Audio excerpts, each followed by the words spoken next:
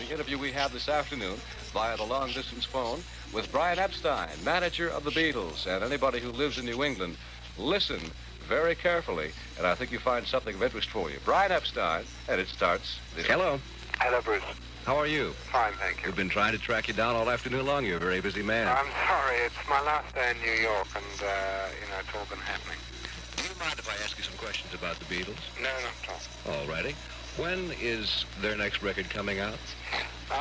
Well, now, this is something which I always find difficult to answer in the States because the scheduling by Capitol is different to our own in England. But I expect that they'll follow up with another one in February. Will it be from the English Rubber Soul album like 8 Days a Week was, or don't you know? It's likely, yes.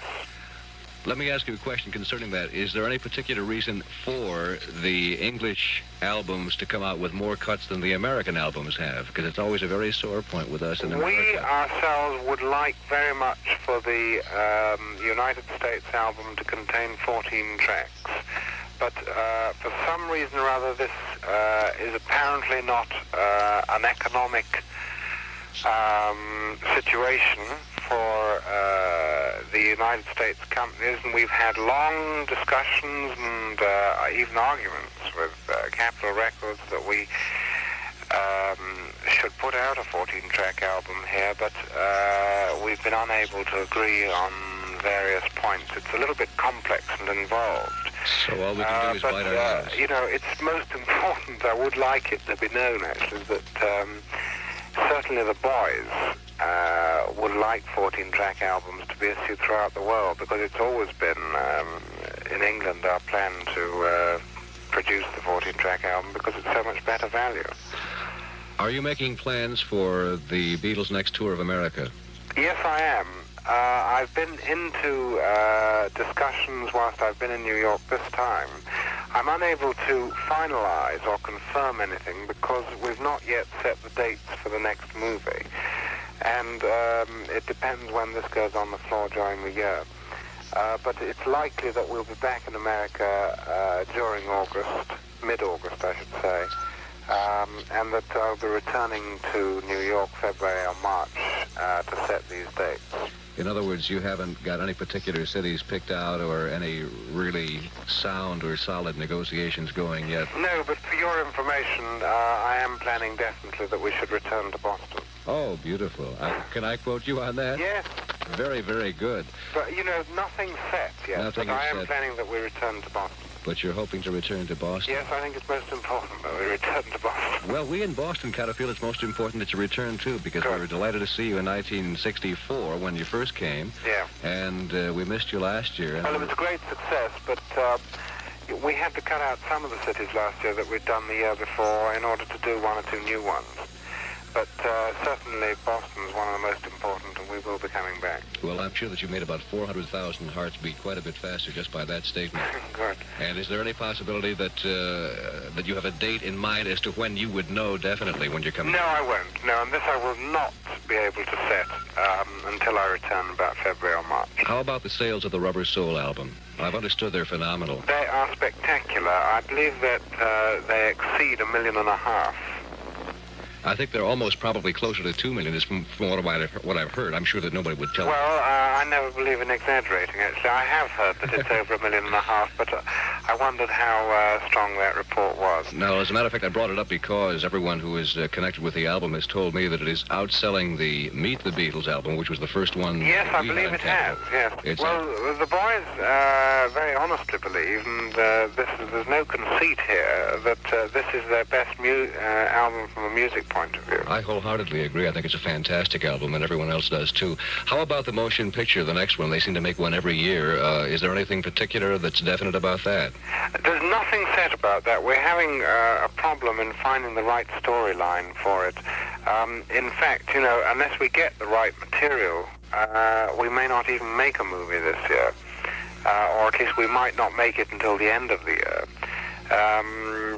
Because the third movie is going to be most important. It cannot follow in any way the same line as the two previous ones.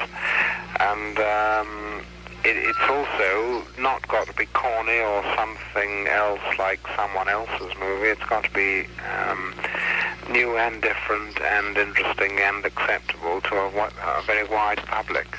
Now, the Beatles just recently, I believe, concluded a European tour, did they not? Some sort of a concert tour. They did a tour. They did a 10-day tour of England. And how was that as far as reception is concerned? It was a very great success in every way. Do you find that the popularity of the Beatles is as strong as it was? Of course, there's maybe not that frenzy that there was a couple of years ago, but as far as the loyalty is concerned, and as far as the people who like them, do you find they still like them?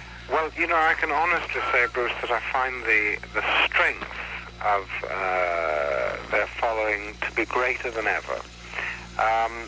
One often wonders, you know, whether I would say that if I wasn't the Beatles, if I wasn't the Beatles manager.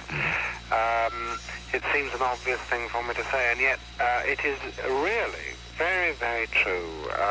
One is amazed by the interest and the fervor that still exists. I had today up for lunch here the president of the fan club, and she was telling me that there's more interest in the Beatles' return to the States this year than she ever remembers over the 2 years. May I ask you a question about the Beatles' Christmas greeting that comes out every year, and so far there are 3 of them. Yeah. And this has connection with the fan club. As far as my information goes, there's only one fan club that if the people belong to it, they can get this greeting, and if they don't belong to it, they can't.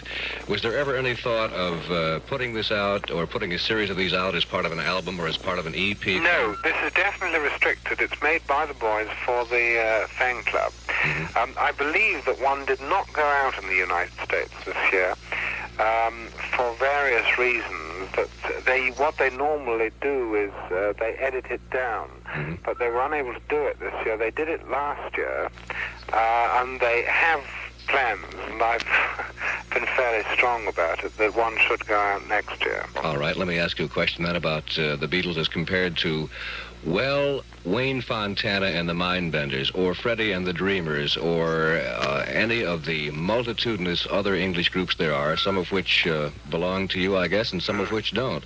But do you suppose that you can explain or figure out why, in your own mind, why the Beatles, per se, and the Rolling Stones are phenomenally successful year after year, it seems, and some groups from England, just like some American groups in England, have 2 or 3 hit records and then completely plummet back to earth, and nothing has ever heard of them? And I just would think that if they were strong enough to make it once or twice or 3 times, they could keep it up. Yes, well, the usual reason for this is because it is hard, it is true, to make a hit record, but to make a hit record is one thing. I mean, it can be contributed to very largely by good material, good song material, and good record producing, and a number of outside elements. But soon after, and you can even follow it up with a similar thing and get away with it. But once you're exposed to the public, you've then got to prove that you're an entertainer as well, of some stature. Speaking of being an entertainer, I know that you're very busy and you have to get off in a second or so, but you have almost been pushed to the forefront. In fact, you have been as a personality yourself, and I'm wondering how you find this. Do you enjoy it? Yes, I do, as long as it doesn't sort of get in the way of my work. Thank you very much, Brian. Okay. Good night. And watch your fingers when I close the door. There he goes. Brian Epstein on WBZ, and a repeat broadcast of the interview we had with him this afternoon at 5 o'clock. We were doing that interview, and we had been trying to get him on the telephone since 2 o'clock this afternoon. Finally tracked him down, located him, and got him to sit still for about 8 or 9 minutes. And you heard all the interview there was. There was no more of it that we had. And the one particular thing that interested everyone was his comments about the Beatles coming back to Boston, and we'll play an excerpt of that tape in a second so you can hear it again in case you didn't believe it the first time.